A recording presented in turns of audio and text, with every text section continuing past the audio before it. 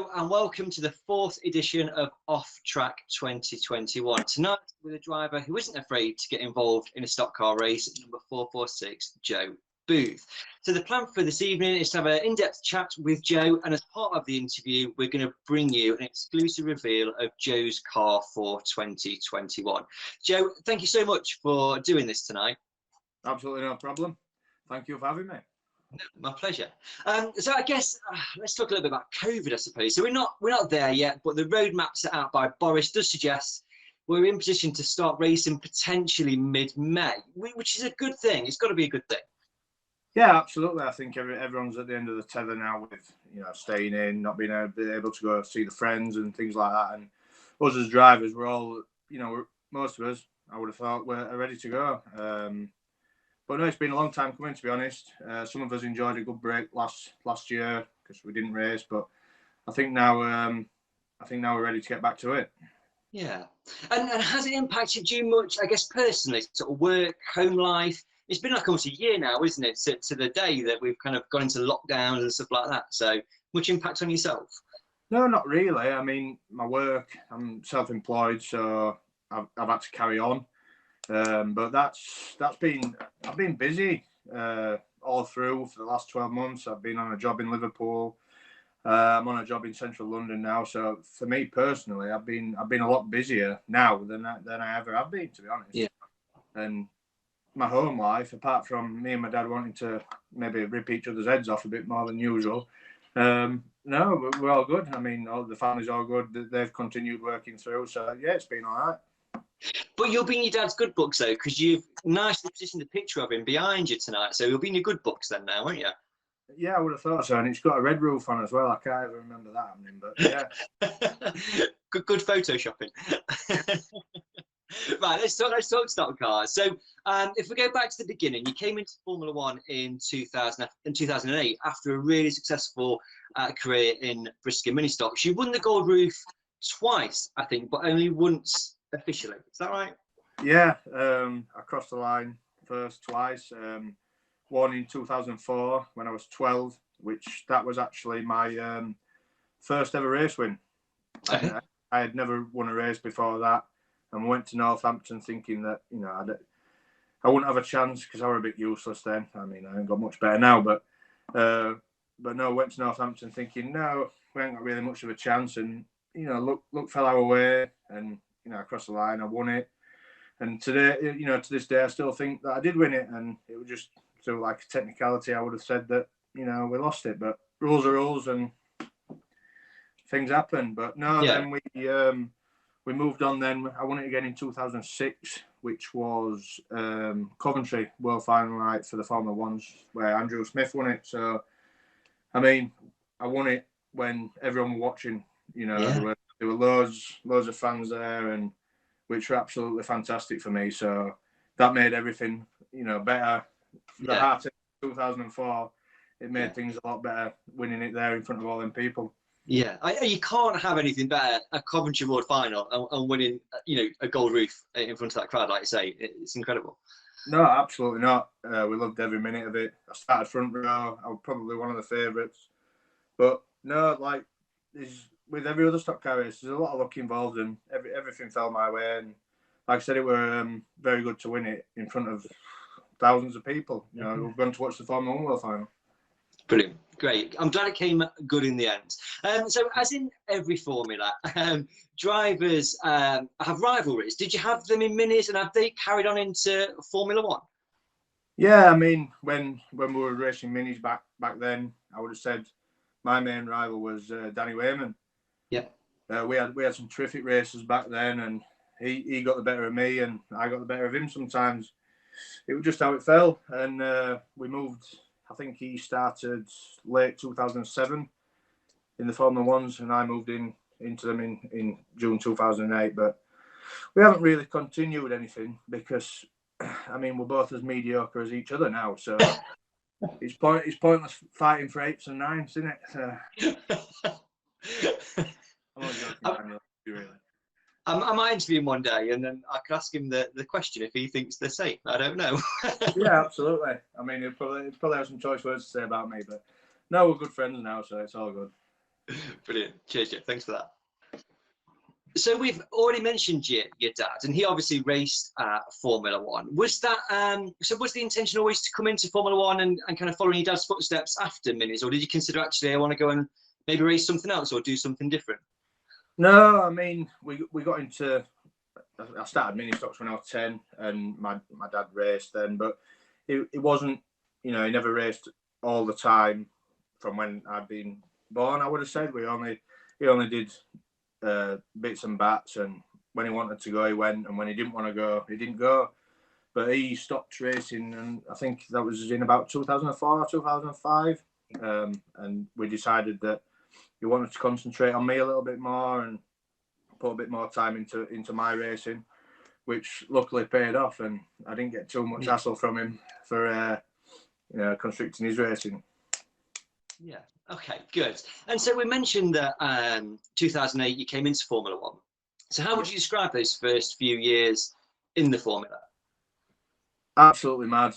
Trying to adjust yourself to the speed, everything really.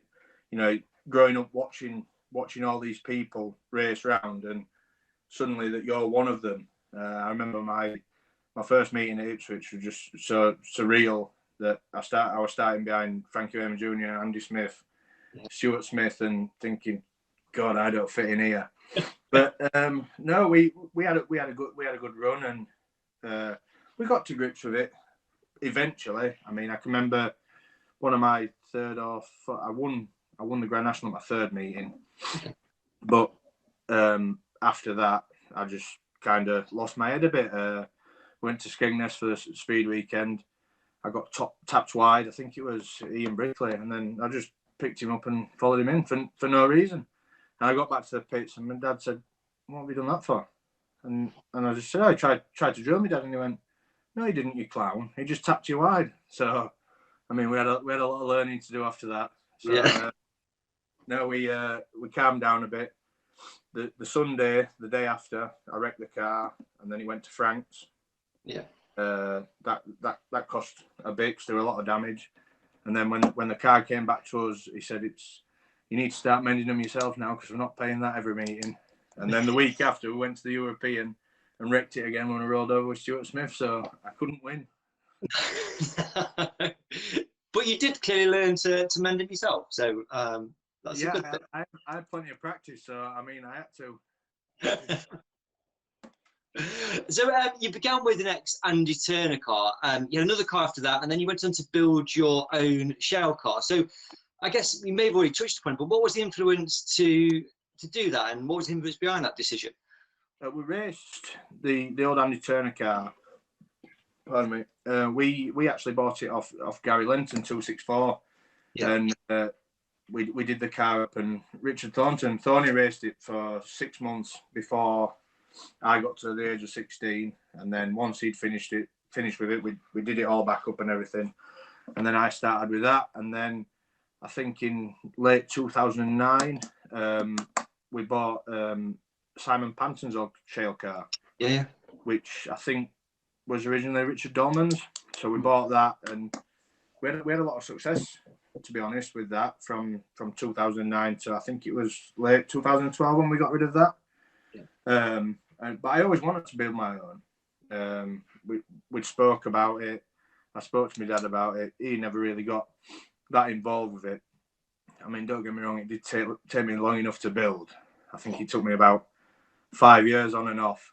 Yeah. But between that, I had Dave Riley's tarmac car, which then went on to Jamie Jackson, and then we bought it from there. We had that, and then obviously from I think it was 2000. I brought the new shale car out in 2016. Yeah. And from 2016, we raced both services for a time. Yeah. So in terms of, you mentioned about how long it took you to build your shale car, sort of a long period of time. Is it more cost effective to actually build your own, or to actually go out and buy one? You know, when you think about the time it takes to build. Yeah, the initial steel and time, because you know it's so hobby of love, and your time's initially free because you're doing it on a night and a weekend. And for me, that wasn't the problem. It's all the parts and the engine and the gearbox. And to be honest, sometimes you're better off buying a complete car for the running gear, and then, you know, if it's not for you, then maybe start building one. But the time involved in building them is massive, and I take my hat off to people like, you know, Matt Newsom, Frank, Tom, or Stuart, all the people that build them for, you know, for other people and maintain them, and, you know, it's hard enough having one. Yeah, absolutely. When you were racing, was there ever a point, or was a point when you thought, I'm all right at this stock car racing business, and you wanted to be pushing for titles and be consistently at the top of the sport? Yeah, I mean, you'd like to think so. You have your good days, and then you have your bad days. But no, I can remember, I think it was 2010. I won a couple of finals, and we got to red grade, and, you know, you start thinking, oh, it's not actually this, you know, it's not actually too bad, this. And I mean, we went to the British at Kings Lynn, you know, thinking I might have a chance, and I just had a complete shocker. So I hadn't really had much luck in big races or anything like that. But no, you'd like to think so. It's all about confidence, and if you're confident within yourself and confident within your car, I think you could do it. But you haven't got to be scared of people not letting you do it as well. You know, you've got to get stuck in, and you've got to get your way forward. Yeah. Okay. So you mentioned 2016, and it was probably your best season to date. You were comfortably in the red grade. You were racing both shale and tarmac. And was that purely on the I'm now confident in what I'm doing and that desire to push on in the sport? Yeah, absolutely. We brought the new shale car out in the beginning of 2016, and, you know, people have teething problems, and mine won straight out of the box. And you just think, awesome. You know, I couldn't have wished for a better start with it. And the idea behind racing both services were I was trying to get to Superstar. Yeah.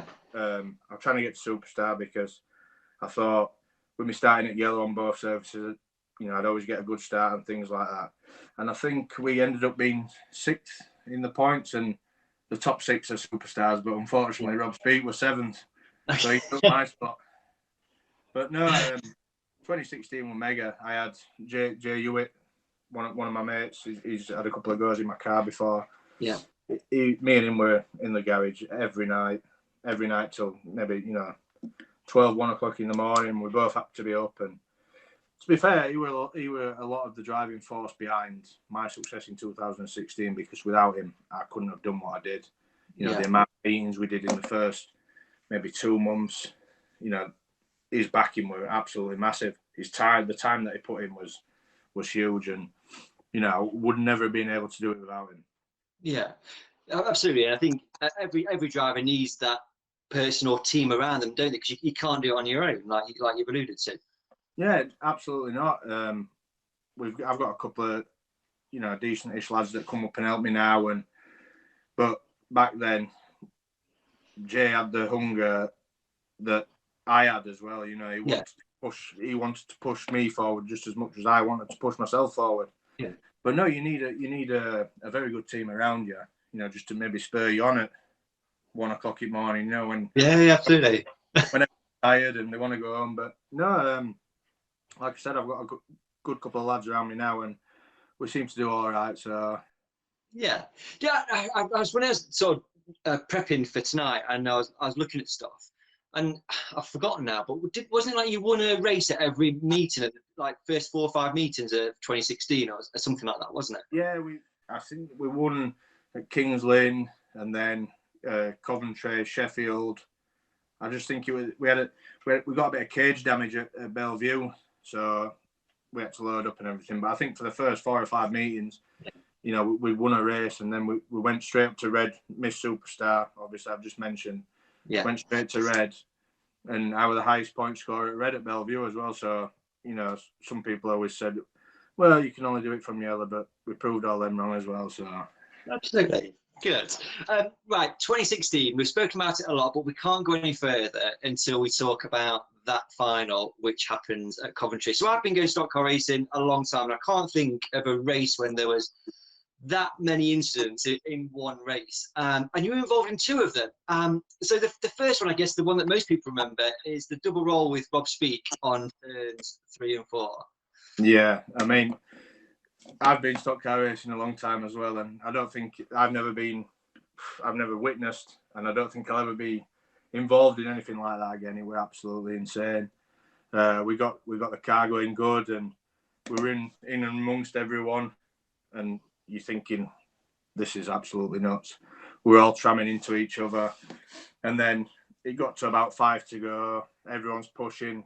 Nobody wanted to go into the front, and I just thought, well, I mean, looking back now, I probably shouldn't have done, but that's just not me. I had to go past them, and you know, some might say I got what I deserve, but if you don't try, you don't know, do you?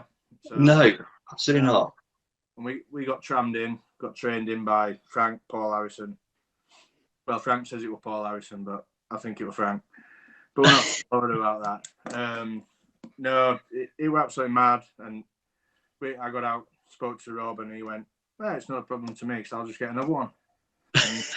And I'm looking at mine with my head in my hands, and he comes out with a statement like that.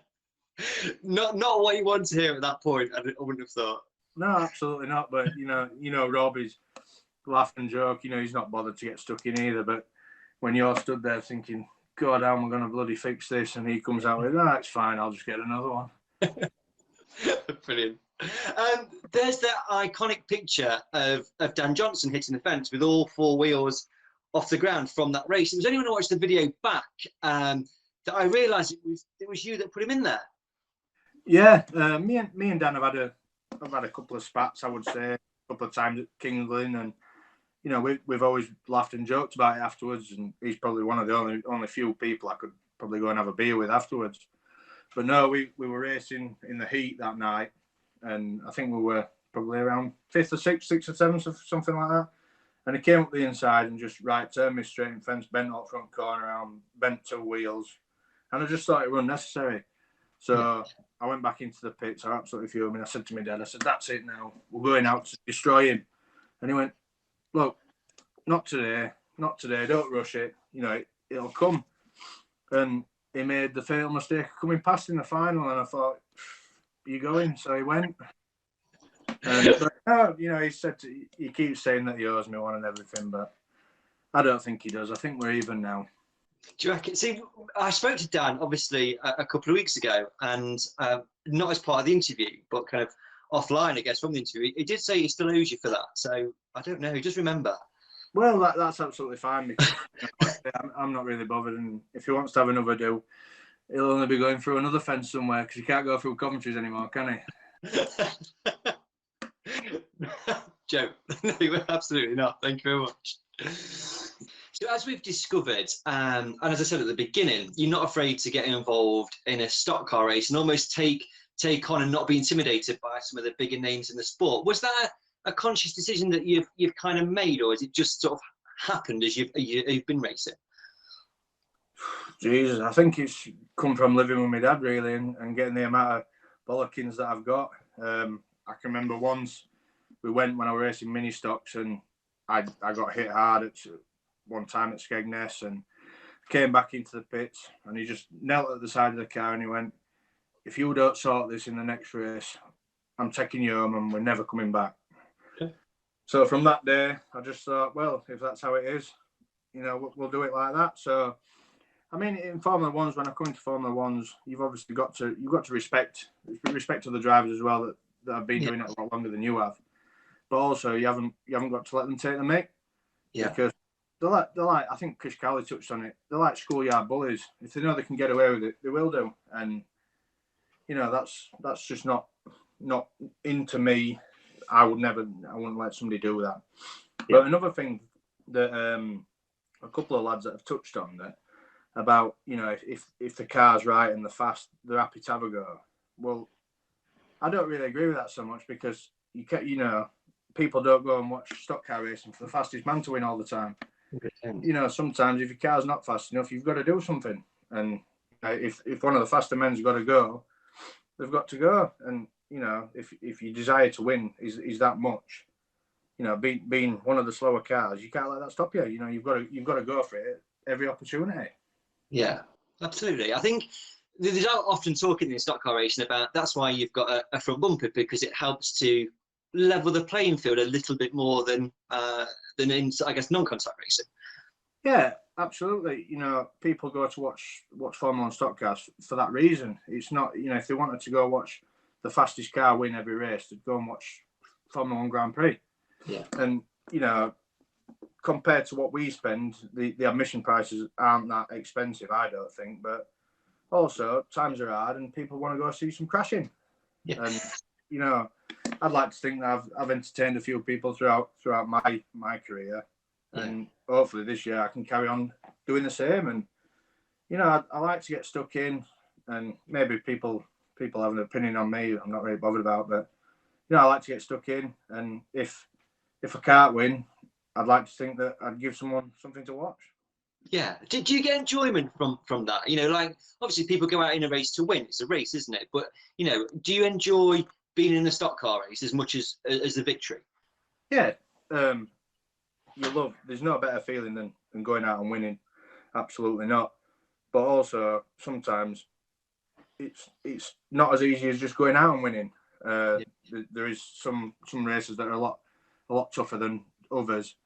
But if you can't win, you've got to try and do something so it gets you so far up the grid. So you think maybe another couple of stoppages and I could be nearly there and my car's not, you know, bang on. But no, you've got to try, and, you know, if somebody's faster than you, they've got to go out of the way. You know, they've got a bumper as well. If they're not happy with me doing that, then you just get rid of me. It's just as simple as that, really. Good, brilliant, Joe, and a great attitude to stock car racing. So thank you for that. So who's the hardest driver you've raced against in your career? There's been quite a few, really. I mean, young Stuart Smith, he was, you know, top quality driver, and it's a shame we've lost him. You always knew what you were getting with him. You know, if you wanted to give him one, it was fine. But you knew you were getting one back if you didn't get him good enough. Dan Johnson as well. I've always had some good battles with Dan, but I think Rob Speaks' attitude of it don't really matter because we'll get another one. You can't really beat that, because no matter how hard you put him in, you know he'll be back next week with something brand new or something brand new to do you again. Brilliant. And I guess so you mentioned about you grew up around the sport. So who did you support as a young person, as a spectator? I was a massive John Lund fan from setting foot into a stock car stadium. I was a massive John Lund fan. I've still got. He gave me a signed framed picture once with I think a grade award or a heat win that he got, and I've still got that to this day. You know, I went round to the bus when I was a kid. Him and Annette gave me it, and no, I was a massive Lund fan. And I think when he got took out in the '98 World Final, I was just in a complete wreck in the bar on my mum's knee. It must be very odd being on the same stock car track as John Lund then now. Yeah, absolutely, and he's one of the you know people that you've got the most respect for. You know what he's done. You know how many world finals he's won. Everything he's done, absolutely everything, and he's such a gentleman as well. But on the other hand, if you crossed him, you knew what you were getting, because he's so talented in how he could put somebody in the fence. He could put somebody in the fence without even coming off his line. Yeah. There's quite a few people that I've spoken to have said that it was just A, such a gentleman, and B, it'd stick you in without a second thought, you know, and it was just because it's stock car racing. Yeah, and I think, to be honest, I think that's how it should be. You know, like I've touched on previously, people don't go to watch roundy stock cars. They go to watch people, one, trying to win, but they want to see a bit of crashing. And John always seemed to put somebody else in it and win. Normally, if it's down to me, I'd probably put them in and myself. Maybe just speak to him and get some tips. I don't know. It could help. We'll see. I'll see if we can work miracles. As well as racing in the UK, you've also been over and raced in New Zealand. And was that something you enjoyed? You know, they've got hard, fast racing over there, haven't they? Yeah, it was absolutely fantastic. Probably one of the best experiences I've had, you know, today. me and my sponsor Jamie, we went over. Dave Riley supplied us with a car, and we went over. We did quite a lot of work in the 3 weeks that we were there. We went over and then spent the week in the garage getting it ready for the 240s at Rotorua. We ran pretty good there for something that I'd never sat in. Yeah. We did the practices on the Friday evening, I think it was, and then the 240s on the Saturday. We run pretty good in the first heat, and then the engine dropped oil pressure in the second heat, which wasn't ideal. It spun a bearing, so I mean that was the end of my night. So that meant the week after we had to get back into the garage, get another engine sorted, get that thrown in, and then I think we went to the first practice teams race at Miami Speedway. So we went there, did the practice, and we'd made some alterations to the car. And the car was real good. We went into the teams race, and I'd mentioned something about the carburetor being a bit faulty, and we went down the first straight. I'd just taken the lead, and the throttle jammed wide open, ran it round the wall, and we snapped the block. So that were another engine gone. So then, obviously, we had all week, the next week, to get ready for the team champs. So that were another engine. We altered all the engine mounts to make sure it were all sturdy. So for when I got put in the team champs, it wasn't going to go anywhere. But I think I surprised a lot of people going over there, because I think a lot of people just thought I'm a bit renowned, for going and having a good time and a good drink. And we didn't do any of that. I was sensible. We did his work. And I think I surprised a lot of people, because I think they thought that I was just going to go out there for a bit of an holiday and a drink. But, I explained to them before, I could go down into the local village for a drink, not 24 hours on a plane. Yeah, absolutely. So why was that then? Did you have the mindset, I want to just demonstrate how good a stock car driver I am in New Zealand? Well, yeah, I'd been on to Peter Falding for a couple of years previous, always wanting to go. But the trouble is, I always spoke to him when I'd had a drink. So, I didn't really help myself in that sense. But no, I think that they thought I was going to go out there and just do what I wanted, basically. Yeah. And that's not what I wanted to do. I wanted to go out there and I wanted to do well. I wanted us to win as a team, and I wanted to show them all that I can do it, And did you find the transition from, racing for yourself to racing as part of a team quite difficult, or did it come easy to you? It's a lot. There's a lot more to think about when you're racing as a team, because you've got to watch your mirrors, you've got to see who's where. And I remember me and Pete spoke before the race. I started off pole, and he just said, "Look, you've got to get a good start, and if you can see them coming and they're in launching distance," he said, "you've got to anchor up, because you'll be going into crowd otherwise." I think it was Peter Bengston that started behind me, and I got around the first corner and I seen him coming, and I just thought, I know what's going to happen here. So I anchored on, and I think we did about 2 or 3 laps, and we weren't doing too bad. And then William Humphries and Peter Bengston both picked me up and followed me in backwards, and something to do with the ignition fell off. Right. Okay. I can't remember, and it wouldn't fire back up, so I couldn't get going. So I think the next race, I sat that one out, because the car we'd had throughout the 3 or 4 weeks, we'd had loads of reliability issues, and I just got sat out for that, and which is totally understandable. We needed some good points, and my car at the time just, everything just seemed to want to go wrong. Yeah. Okay. And is it something you'd like to go back and do again in the future? Oh yeah, I'd love to go back. I said to Dave Riley, Dave did a lot for me when I was over there. I spoke to him once when I was going home, and I said I'd love to come back. I'd love to get the opportunity. So I mean, hopefully in the future we can go back and try again. But who knows? Fingers crossed. Yeah. So coming back to the UK and talking about 2018, you concentrated on shale. And at the end of the season, you sold your car and your truck. At that time, was that you done with stock car racing then? I don't think you can ever be done with stock car racing. Okay. I think you always end up coming back to it. But I struggled massively with my mental health in 2018. Okay. And I deteriorated massively, went off the rails, looking for answers in bottom of pint glasses, which never helps. And it wasn't really until late last year that, I just thought, I can't do this on my own anymore. So I went and got help. I went and got counselling once a week, which helped me massively. And so did my close friends. They've picked me up so many times. My best friend Tom and his girlfriend Charlotte.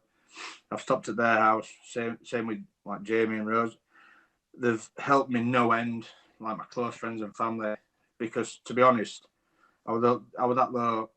If it wasn't for people like that and me going to seek help, that I probably wouldn't be sat here talking to you today. Okay. Yeah, so it's a really big thing. And how are you doing, I guess, now then? How do you feel now? Yeah, I feel a lot better. Back in 2018, I mean, the thing with stock car racing is you get out what you put in, and I wasn't putting anything in. I wasn't interested. I was sick of looking at it, and it was just something that I couldn't face doing. Some days I struggled to get out of bed in the morning. Never mind do my work and then come home and do that. But no, I'm a lot better in myself. Well, I feel a lot better, and I'm looking forward to getting back doing what I love doing, which is stock car racing. And I've spent a lot more time in the garage in the past maybe 6 to 8 months than I have maybe done in 3 or 4 years. So yeah, I'm hoping that I'm on the right side of everything now. Yeah. Joe, thank you ever so much for sharing that. I mean, mental health, and certainly among men, is huge at the moment. And I think, like you've said, that people need to talk, and whether it's with friends or family or professionally, I think the message is just find somebody to talk to, and it will help, won't it? Yeah, absolutely. You always think that you're on your own and there is nobody to talk to, but there actually is. And like with stock car racing, it's a male dominant sport, and people look at you as if to say, well, what could possibly be wrong with you? You're getting one of them every week, and you do that. Well, sometimes sometimes you don't cope well, and like I say, without my really close friends, I wouldn't be here today. I know for a fact, and if anyone else is struggling with things, there is always somebody out there that that will talk to you, and they will help you out. It's not just a dark tunnel. You can get out. But I think also as well, like when I was at my worst, I was looking for excuses rather than solutions. Yeah. And you've got to get yourself out of that rut, and you've got to find where you want to be, and not just think, oh, stay here and not be happy. You've got to get forward, and there is people that will help you, and it is hard, trying to ask for help, especially being a male, because you're not really expected to, but there is help out there. There is people to talk to, and it's not a shameful thing to say, I'm not okay. Joe, thank you ever so much for that. And I think and sharing your experience, it's not an easy thing to, I guess, talk about, but I'm sure people will appreciate your honesty. And I guess if somebody's watching this and thinks, you know what, I do need a bit of help, then that's a good thing. So thank you. Yeah, if it helps one person, it's one more person that it wouldn't have helped. Joe, thank you. Okay, lovely. So brilliantly, you said you are feeling better. You feel more yourself. And at the back end of 2019, you made a return to racing in a car purchase from Will Yarrow. Your first meeting back, if I remember right, was at Kingston when you turned up in a massive lorry. Was that the smallest one in the yard that day?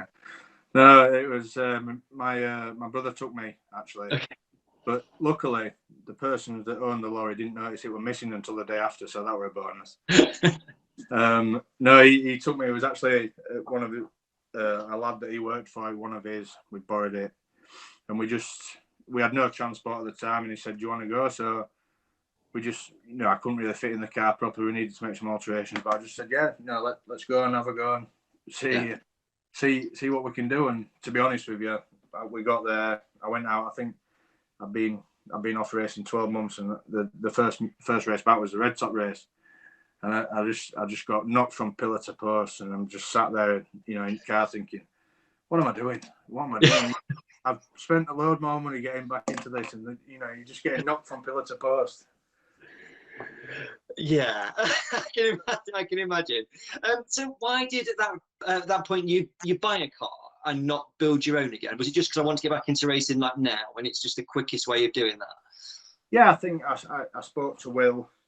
He had it up for, I can't remember how much it was now, and I messaged him saying, would you take this for it? And he said, yeah, you know, if you want it, come and have a sit in it. If it's for you, you know, you can have it. So we just went, and I thought, well, for what I give for it, we've got an engine in a box, we've got a back axle, we've got a few spares with it, and your main outlay really is your running gear. So we got all that, and my plan is to maybe see this year out, see how we do, see where, you know, the sport goes, and build a new one then. Yeah. Okay. So in terms of current tracks and surfaces, so which is your favourite? I would definitely say, you know, I prefer shale to tarmac. That's because, you know, I've always been a shale racer predominantly. I've had a few goes on tarmac, and we've done all right, but shale seems to be more of a leveler for me, you know, as well, and you don't have to really spend as much money as the, you know, the tarmac boys are doing to be at the top. Not that I'm saying I'm at the top. I mean, I'm very far from it, but no, we've seemed to do all right. And to be fair, everyone likes King's Lynn because it's so smooth, but I like Sheffield. Sheffield's always been good to me. We've had a few crashes there, but you know, who hasn't? But no, I've always seemed to do all right around Sheffield. You know, it was my dad's favourite track as well. So, but I always did all right around Bellevue, you know, and Scunthorpe when that was open. So I don't really have a favourite, if I'm honest. Yeah. So you know Sheffield, because when you talk to drivers, and some are quite apprehensive of Sheffield because of the fence. Are you bothered by that at all, or is it's just a fence and if you hit it? Yeah, the trouble is with Sheffield is it'd probably wreck your car, but I'd rather it wreck my car than break my neck. Yeah, absolutely. You know, you rattle around the plate at King's Lynn and you think, Jesus Christ, you know, you've got to come out and do it all again the bend after. You know, somebody get you good enough, you bounce around. Whereas somebody puts you in at Sheffield, you get dragged in by a post or, you know, the wires. It doesn't really hurt. It just maybe rips an earth rail off or bends the axle. But yeah, I'd take that any day to rattling around plate at King's Lynn, you know, thinking my eyeballs are on springs. People do say that about King's Lynn, that it does hurt, and you see it at every meeting. People are rattling around that plating. Yeah, Coventry hurts as well. That's a good one. Coventry definitely hurts. I'll ask Dan Johnson as well whether no, we'll move on. But they got me good enough. I didn't have to go into the next bend after that one. Just moving slightly off topic. Something that I quite enjoy when I'm flicking through Facebook. Somebody posts a picture of a car from a few years ago, and you know the question is like, what's happened to it now? And quite often I see that you comment and you say kind of who had it and you know where it's gone. I was going to ask you if you have any other hobbies other than stock car racing, but is that kind of it? You know, a bit of a stock car historian? I don't know. To be fair, it's quite sad, really. But I'm a bit of an anorak. I've grown up with Ken Oakes all my life. You know, there's not a lot he doesn't know about things, and my dad, he's quite sad. But no, you look at things, and that's where mine and Danny Wayman's rivalry comes in now. You know, it's not about races. It's about who can tell you the most about a car that's popped up on Facebook. He's sad as well. He does comment a lot as well. Yeah, you are right. I have seen him comment a lot. Yeah, and he gets a bit jealous if you've got in there before him. He's not happy about that. So sometimes I've got to give him like 5 or 10 minutes to read it. Do you ever like text him and go, Danny, there's a car on, you might know the answer to this one? Or you know, do you balance it out like that? No, we don't really speak to each other. I wouldn't have said we liked each other that much. I think it's just over a Facebook thing, you know. We think he's a bit of a laugh, and he messaged me once about he had one of my New Zealand stickers. He stuck it on the back of his lad's shirt, and I went, "Oh, for God's sake, don't be letting Big Brother see that. He'll be ripping it off him." But no, me and Danny have a right laugh about things like that, and you know, if somebody said, "Oh, who's this?" and he'll say, "Oh, ask Joe Bove, he's all right, anorak." But no, with because you've been brought up with it, Yeah. It's just second nature. You don't even think about what you're saying half the time. You just, whose car was that? Where's it gone? And if I don't know, somebody will. Yeah. But no, I enjoy it. It's it takes your mind off a lot of things, and me and Danny have a right laugh over it, as me and my brother do with my dad, because there's always somebody that gets something wrong, and you can't wait to jump on it. It's a great skill to have, and something you can carry on in life. So when you stop stock car racing, it's something that will keep you involved. So it's a good thing. Something to talk about, isn't it? Yeah, absolutely.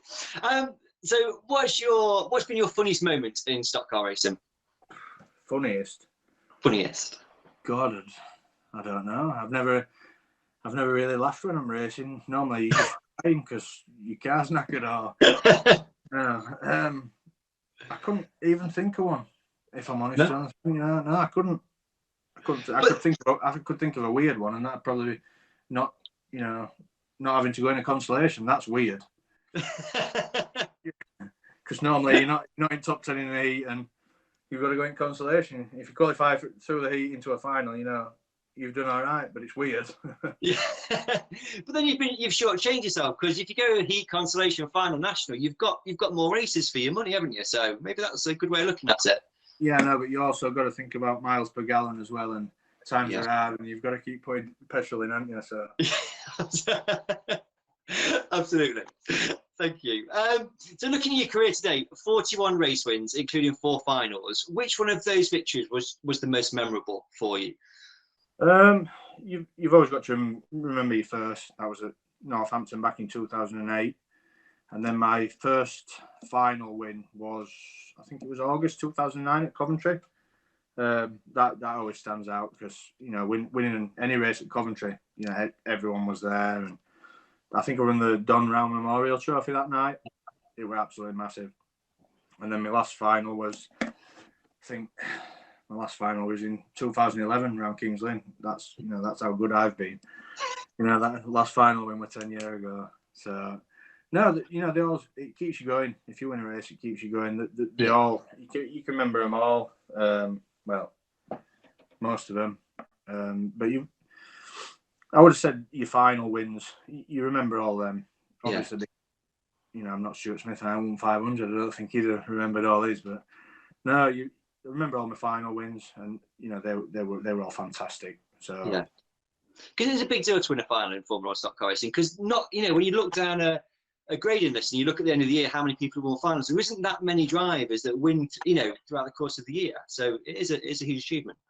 Oh yeah, it's absolutely massive, because within a stock car meeting, the pace quickens. You've got your heat, and then you've got your final, and your finals, I would say maybe twice as fast. Yeah, the pace quickens, I would say, by 2 times. You haven't got half the time to think like you have in your heat. But no, it is amazing how many people that you look down and you think, God, have they only won that many finals? And it is a big deal winning just one. I haven't quite thought my dad up. He won 6.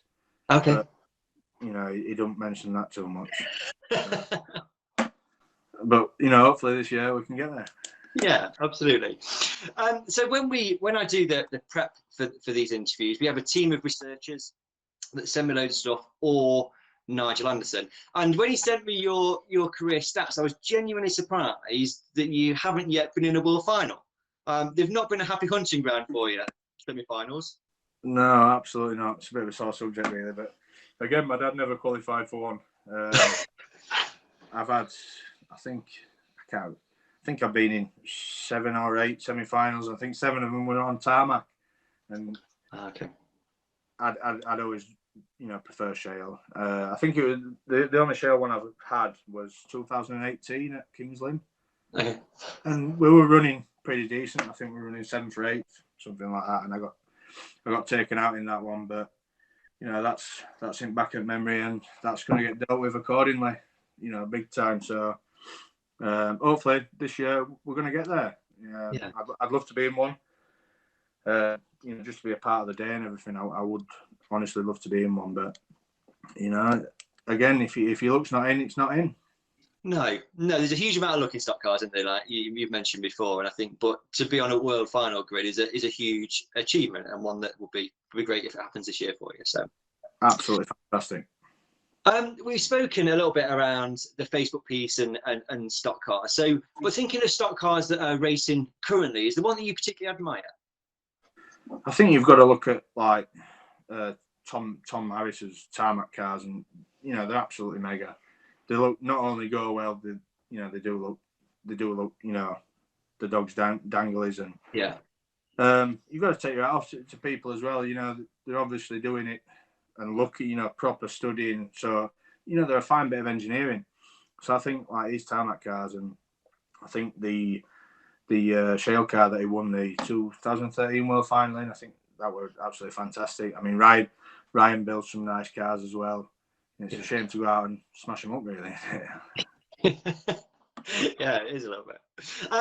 So you've kind of mentioned about when you built your car, but it did get a lot of sort of positive praise in terms of looks and appearance. So have you thought about actually, I won't mind building some cars for other people? It's one of them, if somebody came up to me and said, could you build one? I'd probably say yes. If my work was at home, Yeah. I'd say yeah. But it's one of them things you can't put a time on either. No. You said, how long is it going to take? How long's a piece of string? Yeah. So not everything's straightforward with stock cars, and you can go into the garage and you'd spend all day and you'd just be making little brackets. You'd walk out at night and you'd look at it and you'd think, well, no further forward than I was when I walked in. Yeah. But like I said earlier, I've got to take my hat off to the people that, Matt Newsom, he's got some serious headaches. I took my car for lacquering this weekend and jumped in it and bust a clutch pipe. So, I can't, that's on one car. I can't imagine having to do 5 or 6. Yeah. I've got to really take my hat off to the people that do it as a business, because it really isn't easy, and nothing is a 10-minute job. No. Dan mentioned that when we spoke to him, that for what you're getting, it is quite cheap. If you are buying cars or people are looking after cars for you, the time and effort that goes into it does work out quite cheap in some respects. Yeah, and also, how do you measure someone's time? Yeah. People value their time, because if they wasn't building a car for you, they could be spending time with the family or, doing something else. So, I mean, I think you pay for knowledge as well. I think if you get somebody to build a car, like Frank, Tom, Stuart, whatever, I think you're paying for your knowledge as well. And that's a massive thing in stock car racing, because, you could buy a car off somebody, like Frank or Stuart, Tom, whatever, and, it's not going to make you them. No. So, you've got to take that into consideration as well. Yeah. Cheers, Joe. Thank you. So when we're talking about building cars, and the rule book is pretty strict, is there anything you'd like to see change that you think would better Formula One stock car racing? Well, to be honest, I think like some of the bumper rules are stupid, where they can't come past your outside front wheel and things, and I think it's totally unnecessary, because you're trying to protect the expensive bits. I'm not saying that we should have guards all the way around the wheel, but the bumper sticking out an extra inch so you don't smash your wheel, stub axle, shocker, spring, falling cams, I think it's just bizarre. I think you should be able to, protect your wheels. I know it is an open wheel formula, but, the bits are expensive. And if you rattle around the fence and you stop dead and knock a front corner off, it's, 300 or 400 quid of a job.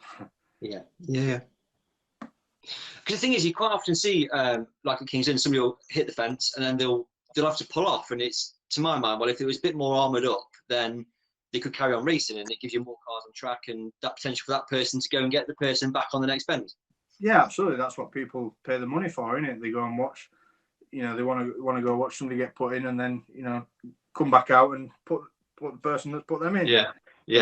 And I think that'd help the sport massively, because the last couple of years you've seen a couple of bad reviews from people that have come and paid the money to watch, saying it's roundy. And I totally get the fact that people want to protect the cars, but also there isn't a sport without spectators. Yeah. You've got to take into consideration what they think as well. But I think a little more protection around your wheels would, be fantastic. And I think that's one of the rules that needs to change. Cheers, Joe. Thank you for that. So all this talk of stock cars brings us seamlessly onto your car reveal and the prep you've done for the new season. So Joe, over to you. Well, everyone, I'd like to share with you my 2021 shale car. I've had a lot of time to think about what I'm doing with it. We've had a new paint scheme. All the suspension mounts have been altered and put where I wanted. It's on 4-link suspension out the front. A new paint job, new signs, nothing really fancy. It's all pretty straightforward, simple things, simple to mend, simple like me. But no, we've got some absolutely fantastic sponsors on board this year, and I couldn't really do it without them. They've backed me massively, and like I say, I couldn't do it without them. So a massive thank you to them, and all my friends and family that support me. The people that spend the time in the garage with me, pushing me forward, making all these alterations for the car as well, because it isn't easy, and people need to realise that. So yeah, I'd just like to say thank you to everyone that's helped.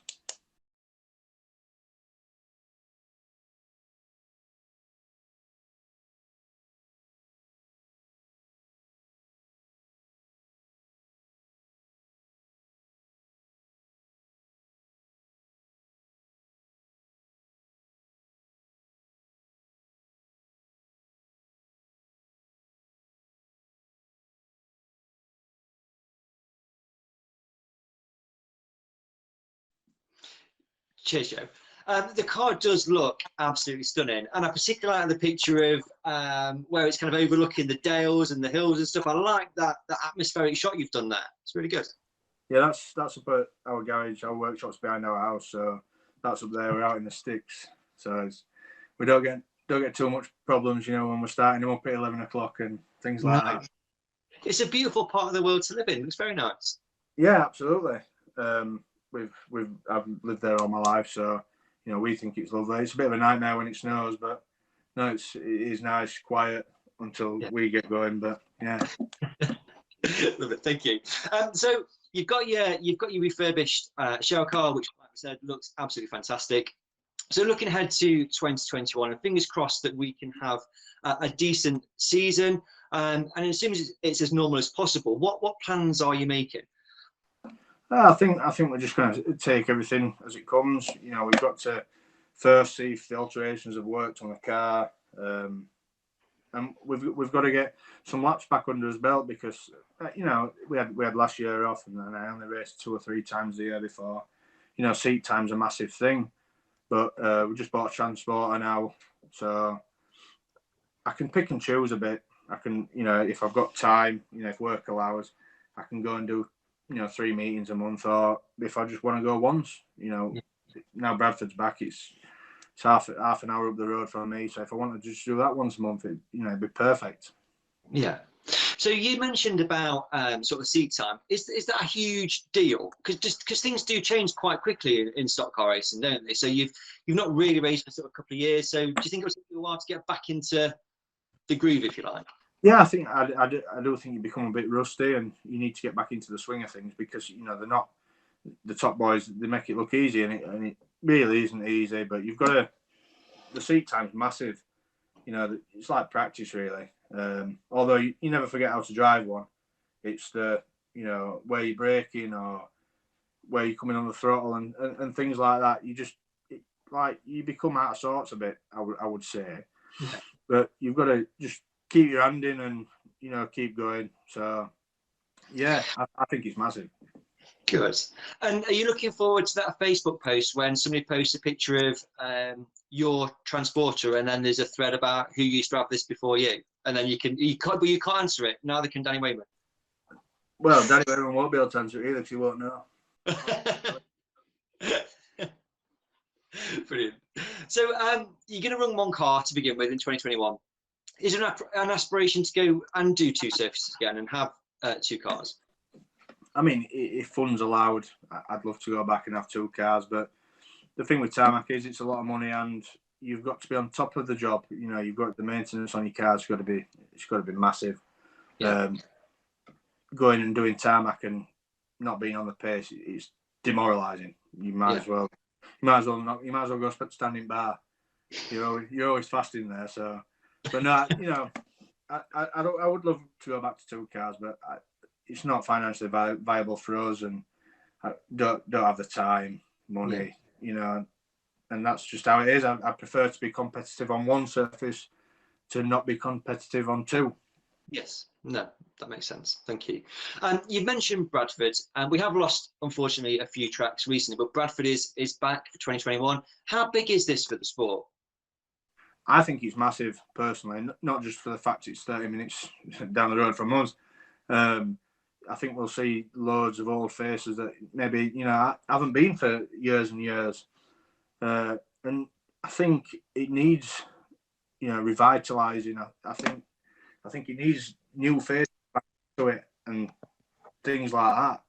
So I think it'll be massive. I really do. And I hope it kickstarts everything. Yeah.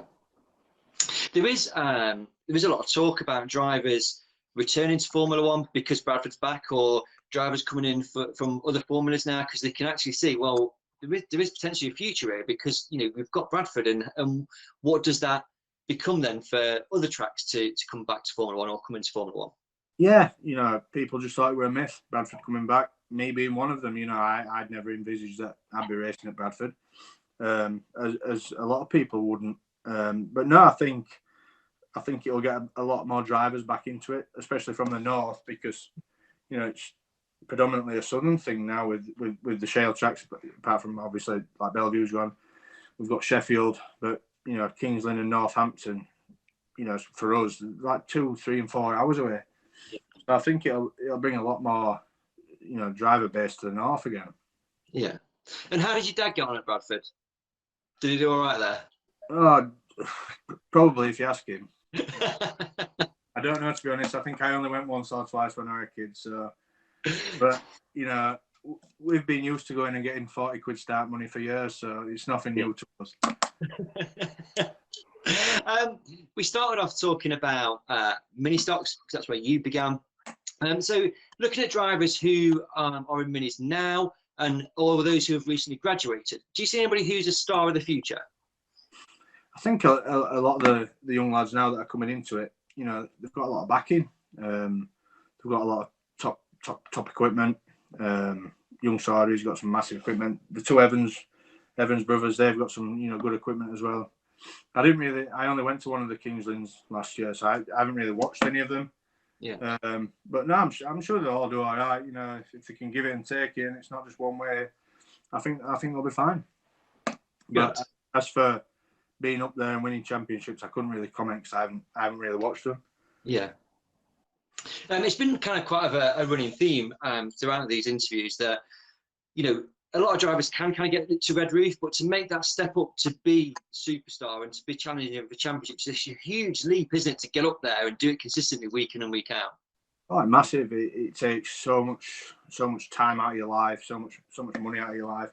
I don't particularly think you could have a social life outside it. I think it takes that much of your time. Like I said earlier on, me and Jay, when I was trying to get up there, we were in the garage, Monday to Sunday. If there were no racing, just prepping, maintaining. Even if there was nothing really wrong with it, nothing to repair anything, you've still got to be on top of, making sure things don't go wrong. Yeah. Okay, lovely. Last question, Joe, before we leave you to go to bed, because you're going to be up very early in the morning. So the question I ask everybody who does off-track interviews, who are your top 3 drivers of all time? I mean, you've got to go John Lund for the amount of world finals he's won. Second to none, and I don't think that'll be beaten. Yeah, never say never. Stuart Smith for everything that he did. 500 finals. That's an amazing achievement, and that'll certainly never get beaten because of the amount of meetings. And I don't really know about third. I've grown up watching some amazing drivers. Andrew Smith, Folding, Young Frank. But there's so many talented ones now. You've got Dan Johnson, Tom, Lee, So, you know, I couldn't really pick a 3. No, because it is really difficult. It is really difficult because you can quite easily go John London, Stuart Smith, you know, but then the third, there's so many good drivers, you know, great drivers. I think if I had to choose, I think I'd have to go Andrew Smith for number 3. Because that was very strong at the end there. You came in with that. Yeah, well, I've had a bit of a think, and you know, looking at like 3 world titles on a trot, I can't even get in 1. Never mind win 3 on a trot. No, but maybe that'll change. Maybe that'll change. What, me getting in 1 or winning 3? Just getting in. Let's start with getting in first, then see how we get on. Yeah. Joe, it's been absolutely brilliant to talk to you this evening. Thank you for giving up your time. Thank you for sharing your car for 2021 with everybody. Anything you'd like to add before we go?